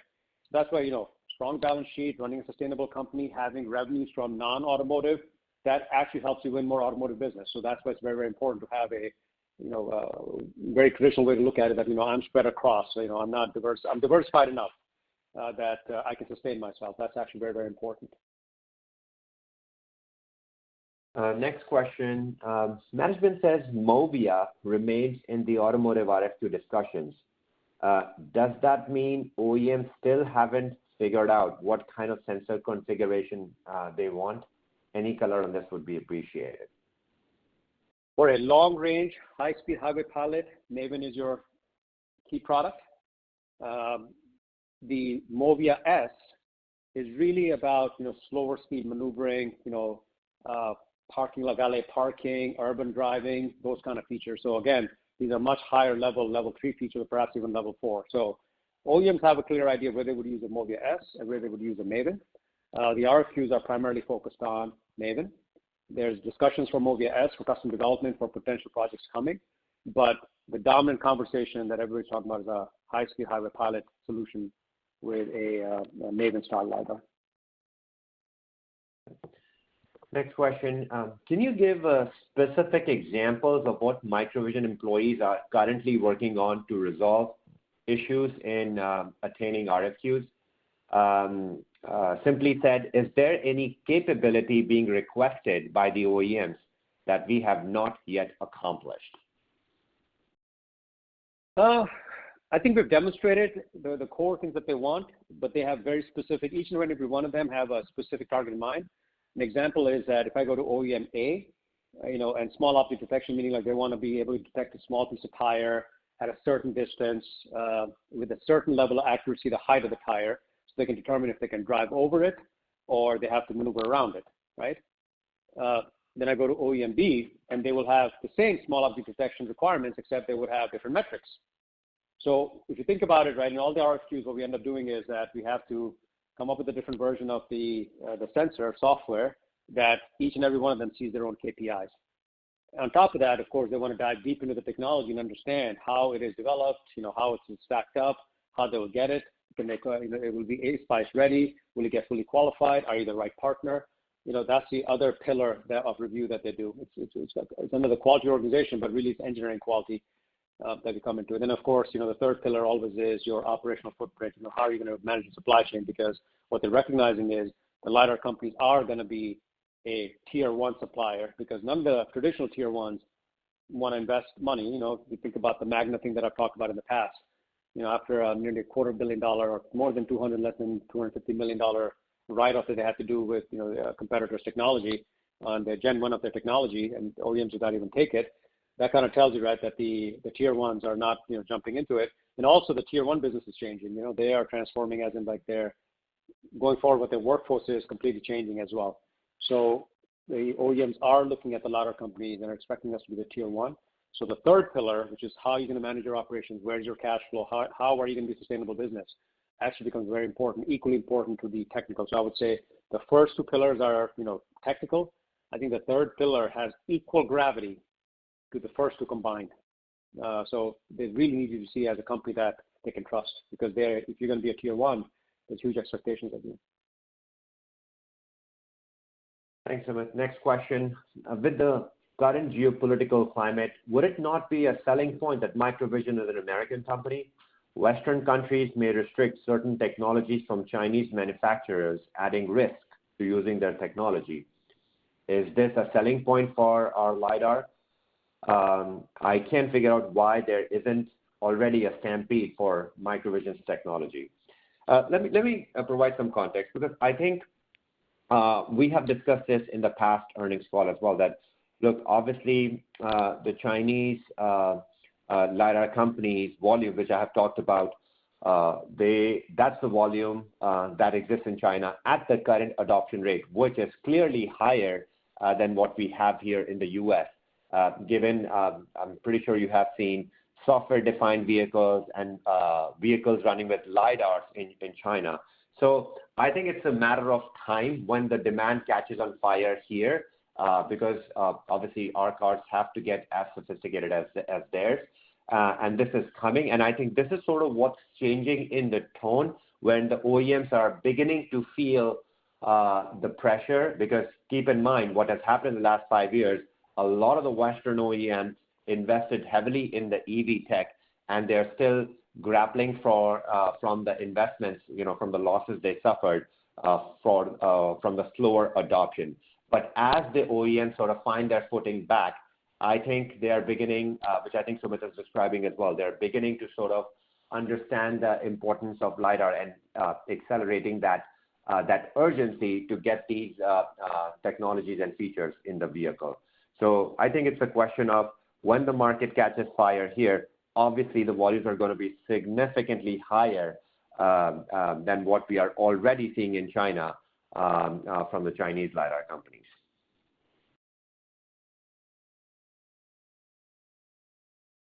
Let's talk about revenue timing. Devin said on camera at CES that MOVIA L sells for $5,000 per unit, and this was cheaper than other solutions. In the Q2 earnings call, management said that there was a strong potential for industrial sales starting in 2025 for 10,000 and 30,000 MOVIA units per year. Would the price Devin quoted be applicable to that level of volume? Would it be reasonable to assume that the meaningful revenue the management described would amount to between $50 million to $150 million per year? Yeah, I think I'm going to take this one. So first of all, I'll apologize to everybody. Devin is unauthorized to talk about any of this stuff. So whatever had CES, and I'll take full responsibility for that. I think what we've said on the earnings calls in the past, that's the North Star that everybody should orient themselves towards. Not comments made by CES by an employee that was not authorized to talk about it. So I think, Anubhav, do you want to reiterate what we talked about the last earnings call, how people should model our industrial? Maybe it's a good position to put that in. I think that's right, because obviously we haven't provided guidance for next year, and we plan to do so at a regular cadence next year when we come up with our Q4 earnings call and provide the guidance for next year, 2025. I think the way to think about this is, obviously, with these volumes, as you can imagine, we don't think the price would be this. It would be lower, because obviously the industrial customers are also looking for value, and especially with these values, with these volumes, they do expect us to have a lower price point. I think what is important to understand is it's a LiDAR solution. It's a hardware and a software offering. So there are levers between hardware and software, and which constitute the total pricing of the LiDAR solution that's going to be shipped to the industrial customers. But like I said, the actual numbers, we plan to provide a detailed breakdown next year as part of our annual 2024 results. Next question. Have you been able to downsize MOVIA for use in automobiles yet? That's the MOVIA S product. I think we are in concept phase. As you can imagine, investing in actually developing a piece of hardware requires custom ASIC, all the things that go with it, and that's a huge expense. And as we talked about in the previous earnings call, right now, to win business, you have to show discipline. You know how to become a sustainable company. And certainly, as Anubhav talked about, that our new, financial partner, I think part of it is, there has to be some discipline in how you spend the money. You have done enough to create enough engineering, now start monetizing it.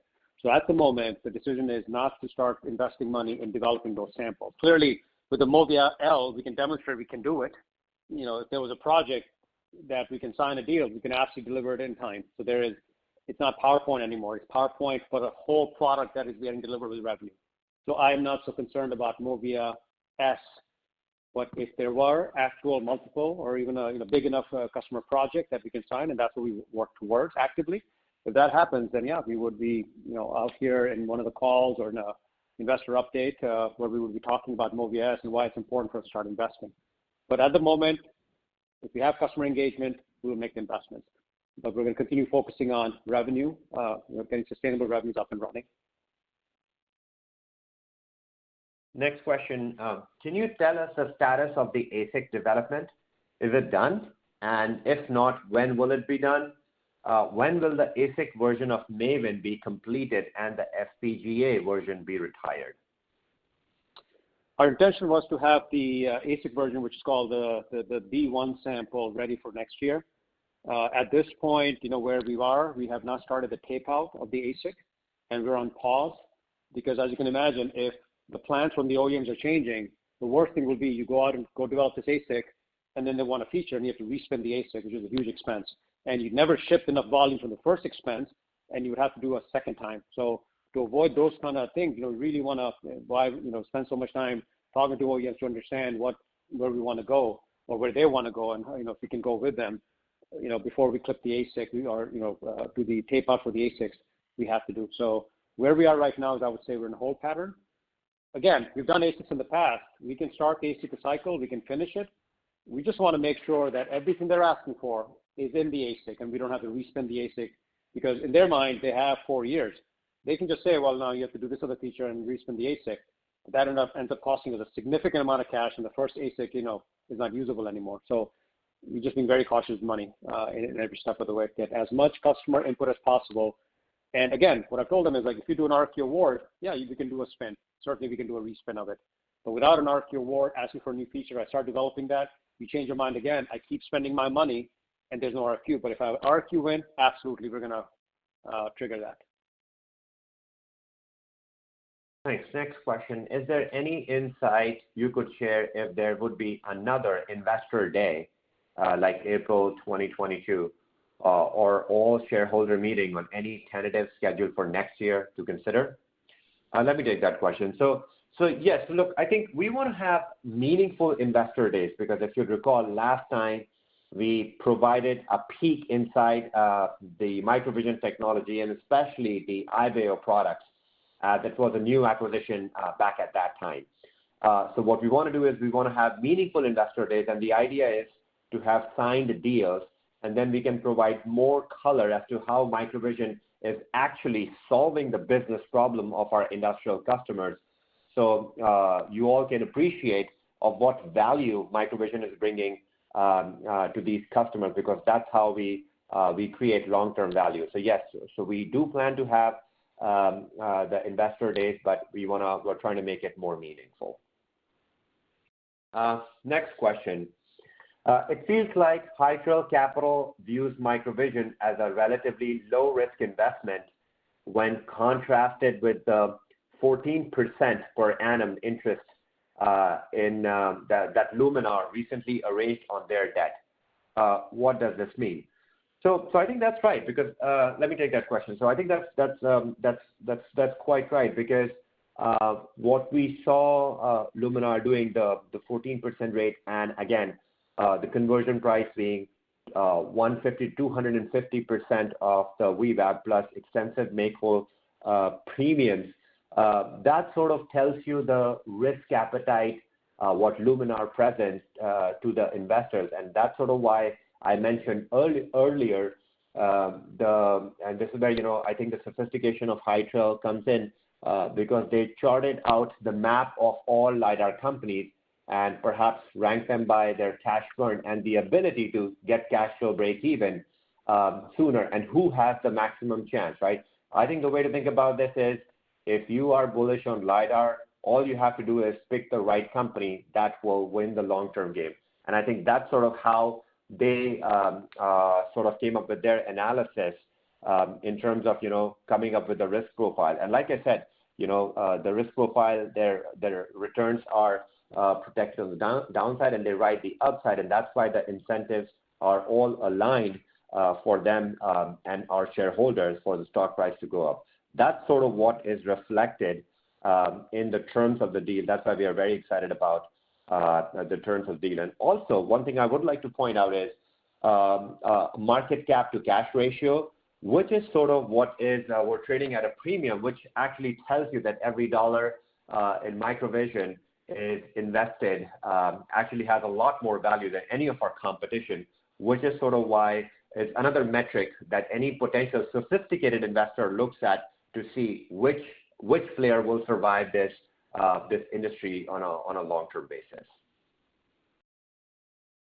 Next question, why has the company picked this time to pursue a different funding vehicle in convertible notes versus the ATM and equity-based financing used up until now? So look, I think it goes back to the point that, we want to control dilution and obviously want to make sure that the upside gets restricted to the people who have been invested in the company for a long time. And hence, that's why we feel this is a very good timing for this kind of a debt deal, if you would. And especially in given the light of the revenue streams that we are expecting to ramp up from the 2025 industrial sales. We believe that this was a non-dilutive way to raise chunks of capital. And like I said, to be a deterrent to the short sellers, because obviously this reduces our dependence on the ATMs.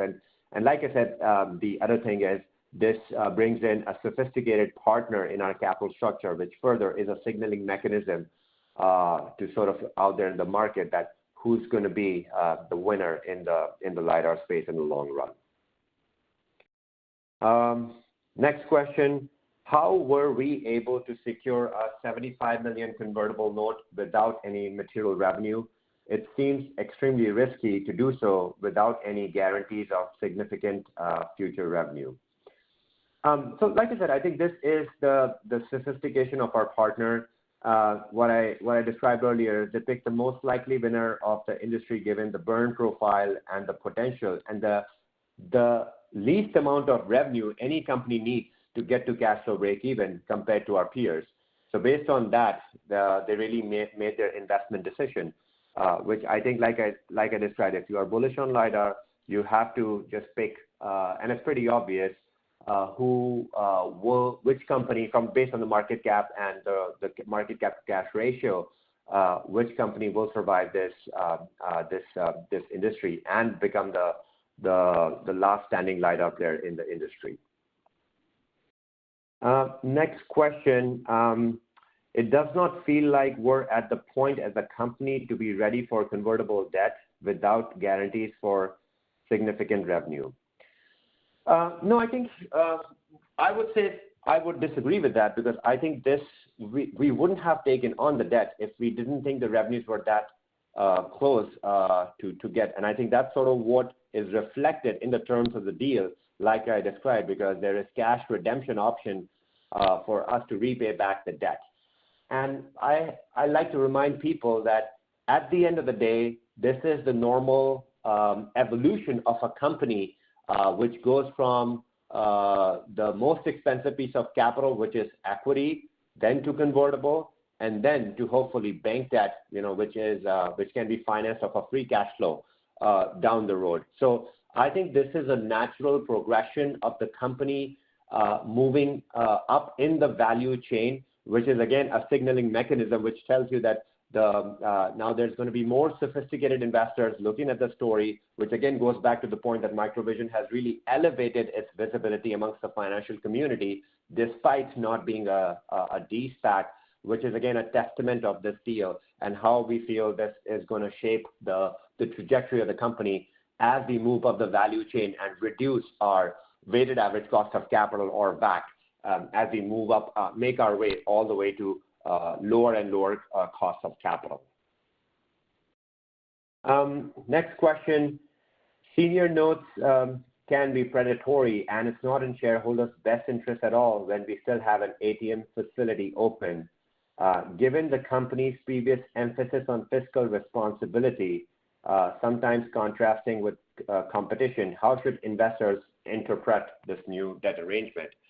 So like I described, I think the terms of the deal are again a testament to what the quality of the credit profile is versus Luminar, just based on the interest rate that we described, because they have 14% and we have 0% interest rate on this piece of paper, which again is reflective of the credit worthiness of the company.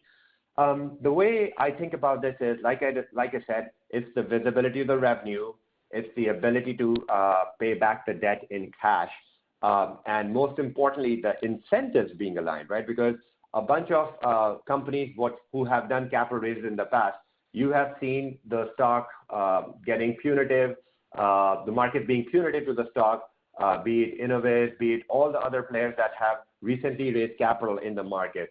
I think this is again a milestone in the company's history, and also an example for the markets where the markets have sort of reflected the confidence in this deal just by in terms of the stock price reaction and the terms of the deal. And most importantly, like I said, their incentives are aligned. They make more money if the stock price sees momentum due to commercial wins and industry factors, because they convert the stock at $56 and potentially ride the upside with all other shareholders. So they have no economic incentive to short the stock, which is sort of why we feel that this is not a predatory deal, which it could have been for other companies which like Luminar, which have a tremendously high interest rate and significantly onerous terms from that standpoint. Next question. If the expected growth is not greater than that of the financing, how does the company expect to continue operations going forward? What other kind of financing solutions might end up being required to remain an independent company? So let me take that question. We truly believe that the growth coming from this piece of growth capital is higher than the cost of capital, because like I said, this will put us on a trajectory which will lead to cheaper ways to finance the business until free cash flow generation as we move up the stack, move up the value chain in reducing our cost of capital. Because right now we're making our way from the most dilutive and expensive equity capital to convertible, and then eventually to bank debt that can be securitized against free cash flow generation down the road. So that's sort of how I want our investors to start thinking about the company as we become a more traditional business. Those are some of the windows and the doors that will start opening once we start, securing revenues and making our way up the value stack.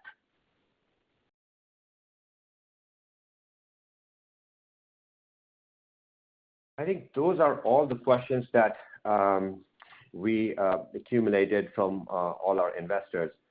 We again thank our investors for being patient. I got one. Before we close out, I just got one comment. So I think thank you for your time, guys. I really appreciate it for taking the time and joining and spending almost 2 hours with us this morning. I got a note while we were doing this call, and I guess I want to give some clarification. So I think Anubhav mentioned through this call, and maybe I use also words like smart money and sophisticated investor, and some of you on the retail side have taken exception to that, and you feel like we were not appreciative of you. And this note sort of leaked into the spam filter, so I will address it live.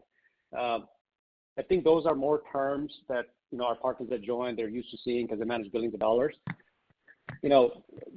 How sophisticated am I, right? I think the background I come from, I'm running a company, I'm super excited about it.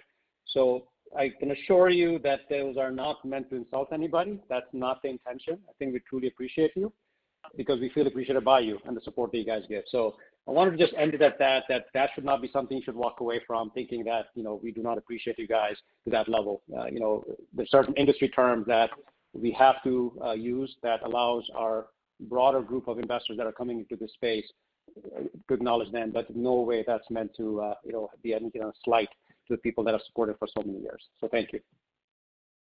Yeah, and no, I echo that thought. That by no means it was meant. I think what I was trying to describe is, again, this just improves our visibility amongst that universe of investors that would start sort of, looking at the story as we move up the value chain and reducing our cost of capital, which again is value creation for the shareholders, so that the long-term value or the long-term wealth is created from the company.